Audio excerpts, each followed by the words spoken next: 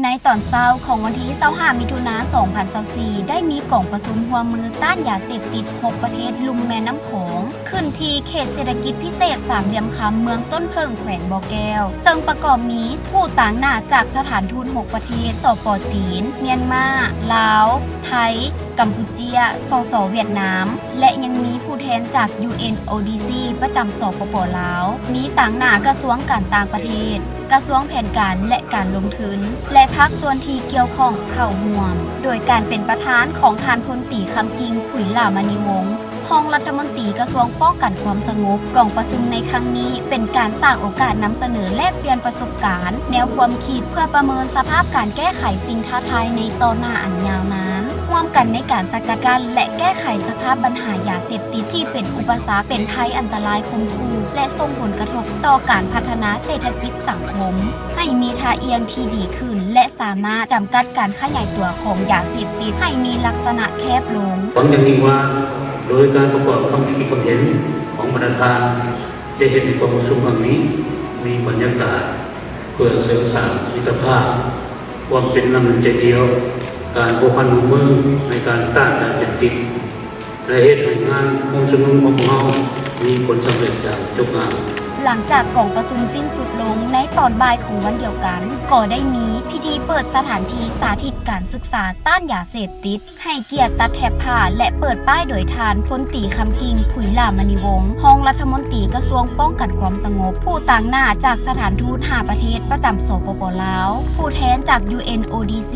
และทานหวังเบาผู้อำนวยการใหญ่กลุ่มบริษัทดอกนิ้วค้ำจำกัดจุดประสงค์ในการเปิดหอวางแสดงต่อต้านยาเสพติดครั้งนี้เพื่อให้เยาวชนสาวหนุ่มนักศึกษาและบุคคลทั่วไปได้เข้ามาศึกษาถึงผลให้ของยาเสพติดซึ่งหอวางแสดงดังกล่าวเป็นสถานที่แห่งทำอิฐของโลกที่อยู่ในลาวภายใต้หัวข้อต้านยาเสพติดเพื่อป้องกันต่อต้านและปฏิเสธยาเสพติดด้วยแนวคิดการออกแบบเล่าเรื่องการแสดงเป็นละครการจำลองผลให้ของสิ่งเสพติดเพื่อให้ประสบการณ์หลายด้านที่น่าตื่นเต้นในการเรียนรู้และสร้างความบันเทิงในการศึกษาต้านยาเสพติดที่มีหลากหลายสีสันให้แก่มวลชนมาในตอนเช้าของวันที่26มิถุนายน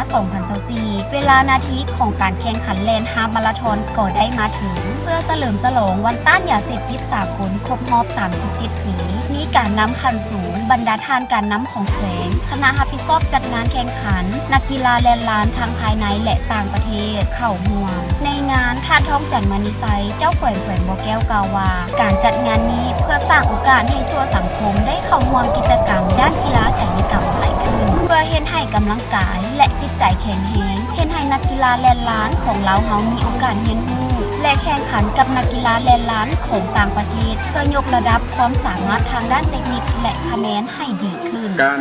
จัดงานแข่งขันแลนฮาล์ฟมาราธอนในครั้งนี้ก็คือครั้งที่ผ่านมาแม่นเพื่อแน่นซอยสร้างโอกาสเฮ็ดให้ทั่วสังคมได้เข้าร่วมกิจกรรมทางด้านกีฬากายกรรมการแข่งขันแลนฮาล์ฟมาราธอนในครั้งนี้มีนักกีฬาเข้าร่วมแข่งขัน 1,200 กว่าคนจาก 10 ประเทศภายในงานยังมีการแสดงศิลปะวรรณคดีสายรูปเงาสั้นสารคดีสั้นที่แสดงให้เห็นถึงผลให้ของยาเสพติดในระหว่างรอท่านักกีฬาหลังจากนักกีฬาแลนเข้าเส้นชัยได้มีการแจกเหรียญที่เป็นสัญลักษณ์แห่งการต้านยาเสพติดของเขตพร้อมด้วยธงผ้าเป็นของที่ระลึกให้แก่นักกีฬาที่เข้ามาร่วมงานผลการแข่งขันประเภทแลนฮาล์ฟมาราธอนระยะ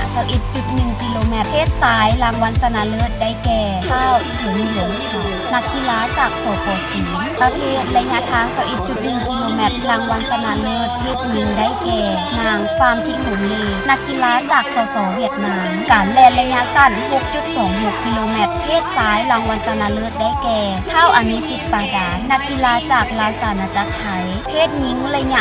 6.26 กิโลเมตรรางวัลชนะเลิศได้แก่นางเย่าหยูโจนักกีฬาจากสป.จีนและยังมีนางรถแก้วอินทกุมารนักกีฬาแล่นล้านทีมชาติลาวที่สามารถญาติรางวัลรองชนะเลิศในการแล่นระยะสั้นนี้ผ่านการจัดงานในครั้งนี้เป็นการสร้างโอกาสให้นักกีฬาก็คือบรรดาทานแขกที่เข้ามาร่วมงานเห็นได้ถึงผลสำเร็จในการสร้างสาพัฒนาเศรษฐกิจสังคมของเขตเศรษฐกิจพิเศษสามเหลี่ยมคำทางแสดงให้เห็นว่าของเขตนี้ให้ความสำคัญหลายกับการสกัดกั้นและต่อต้านสิ่งเสพติดให้เห็นถึงความสามัคคีร่วมใจกันเข้าร่วมเวียกงานต้านยาเสพติดของทุกคนทางภ ายในและต่างประเทศถึงว่าจะมีฝนตกลงมาเป็นอุปสรรคแต่ทุกคนก็บ่หวั่นไหวหรือล้มเลิกความพยายามด้วยความมุ่งมั่นเข้าเส้นชัยเพื่อเอาชัยชนะมาสู่ตนเองและประเทศชาติ